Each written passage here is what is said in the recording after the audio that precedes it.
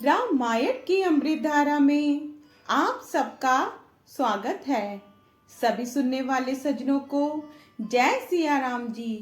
रामायण के पिछले भाग में आपने वहां तक सुना था जब प्रभु से श्रुतिशड़ जी ने कहा कि अब मुझे जो अच्छा लगता है आप वही दीजिए।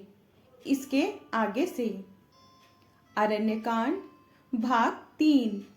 सियापति रामचंद्र जी की जय, पवन सुत हनुमान जी की जय, उमापति महादेव जी की जय। जय जय सीताराम जी। दोहा। अनुज जानकी सहित प्रभु, चाप बाण धर राम, मम ही गगन इंदु इब, बसहु सदा निह काम। सियापति रामचंद्र जी की जय, बसहु सदा निह काम। सियापति रामचंद्र जी की जय। श्रुतिशड़ जी कहते हैं कि हे प्रभु, हे श्री राम जी, छोटे भाई लक्ष्मण जी और सीता जी सहित धनुष बाणधारी आप निष्काम होकर मेरे हृदय रूपी आकाश में चंद्रमा की भांति सदा निवास कीजिए। एक मस्तु ऐसा उच्चारण कर लक्ष्मी निवास श्री रामचंद्र जी हर्षित होकर अगस्त्य ऋषि के पास चले। तब श्रुतिशड़ जी बोले, गुरु अगस्त्य जी का दर्शन पाए और इस आश्रम में आए मुझे बहुत दिन हो गए हैं। अब मैं भी प्रभु आपके साथ गुरु जी के पास चलता हूँ। इसमें हे नाथ, आप पर मेरा कोई एहसान नहीं है।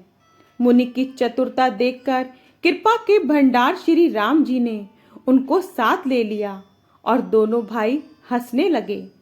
रास्ते में अपनी अनुपम भक्ति का वर्णन करते हुए देवताओं के राज राजेश्वर श्री राम जी अगस्त्य मुनि के आश्रम पर पहुंचे। श्रुतिशड़ तुरंत ही गुरु अगस्त्य जी के पास गए और दंडवत करके ऐसा कहने लगे, हे नाथ, अयोध्या के राजा दशरथ जी के कुमार जगदाधार श्री रामचंद्र जी, छोटे भाई लक्ष्मण जी और सीता जी सहित आपसे मिलने आए हैं, जिनका हे देव आप रात दिन जप करते रहते हैं। ये सुनते ही अगस्त्य जी तुरंत ही उठ दौड़े। भगवान को देखते ही उनके नेत्रों में आनंद और प्रेम के आंसुओं का जल भर आया। दोनों भाई मुनि के चरण कमलों पर गिर पड़े। ऋषि ने उठाकर बड़े प्रेम से उन्हें हृदय से लगा लिया। ज्ञानी मुनि ने आदर पूर्वक कुशल पूछकर उनको लाकर श्रेष्ठ आसन पर बैठाया। फिर बहुत प्रकार से प्रभु की पूजा करके कहा, मेरे समान भाग्यवान आज दूसरा कोई नहीं है। वहां जहां तक जितने भी अन्य मुनिगण थे, सभी आनंद कंद श्री राम जी के दर्शन करके हर्षित हो गए। दोहा। मुनि समूह में बैठे, सन्मुख सबकी ओर, शरद इंदु तन चितवत, मानहु निकर चकोर। सियापति रामचंद्र जी की जय, मानहु निकर चकोर। सियापति रामचंद्र जी की जय। मुनियों के समूह में श्री रामचंद्र जी सबकी ओर सम्मुख होकर बैठे हैं, अर्थात प्रत्येक मुनि को श्री राम जी अपने ही सामने मुख करके बैठे दिखाई देते हैं और सब मुनि टकटकी लगाए उनके मुख को देख रहे हैं। तब श्री राम जी ने मुनि से कहा, हे प्रभु, आपसे तो कुछ छिपाव है नहीं। मैं जिस कारण से आया हूँ वह आप जानते ही हैं। इससे हे तात, मैंने आपसे समझाकर कुछ नहीं कहा।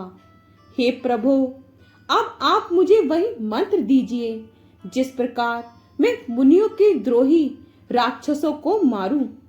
प्रभु की वाणी सुनकर मुनि मुस्काए और बोले, हे नाथ, आपने क्या समझकर मुझसे ये प्रश्न किया है? हे पापों का नाश करने वाले, मैं तो आप ही के भजन के प्रभाव से आपकी कुछ थोड़ी सी महिमा जानता हूँ। आपकी माया गूलर के विशाल वृक्ष के समान है, अनेकों ब्रह्मांडों के समूह ही जिसके फल हैं।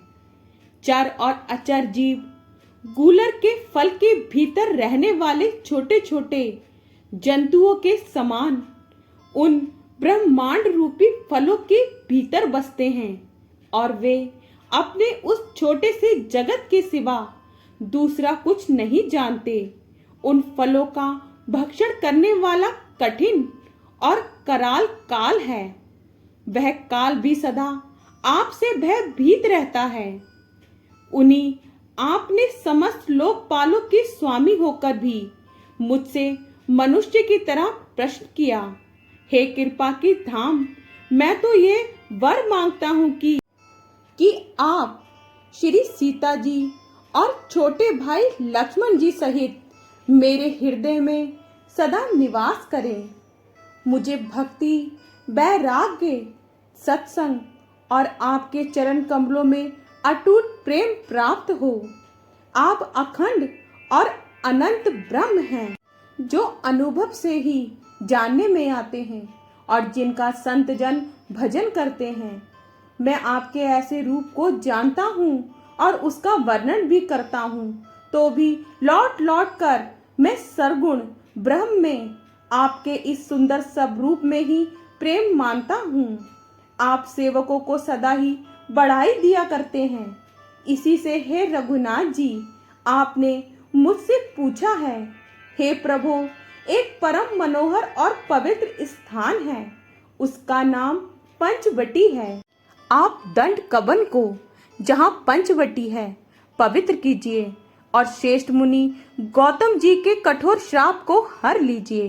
हे रघुकुल के स्वामी, आप सब मुनियों पर दया करके वहीं निवास कीजिए। मुनि की आज्ञा पाकर श्री रामचंद्र जी वहां से चल दिए और शीघ्र ही पंचवटी के निकट पहुंच गए। दोहा। गिद्धराज से भेंट भई, बहुविधि प्रीति बढ़ाई। गोदावरी निकट प्रभु, रहे परन ग्रह छाई। सियापति रामचंद्र जी की जय, रहे परन ग्रह छाई। सियापति रामचंद्र जी की जय। वहां गिद्धराज जटायु से भेंट हुई। उसके साथ बहुत प्रकार से प्रेम बढ़ाकर प्रभु श्री राम जी गोदावरी जी के समीप पर्णकुटी छाकर रहने लगे। जब से श्री राम जी ने वहां निवास किया, तब से मुनि सुखी हो गए। उनका डर जाता रहा। पर्वत, वन, नदी और तालाब शोभा से छा गए। वे दिनों दिन अधिक सुहावने होने लगे। पक्षी और पशु के समूह आनंदित रहते हैं और भौरे मधुर गुंजान करते हुए शोभा पा रहे हैं।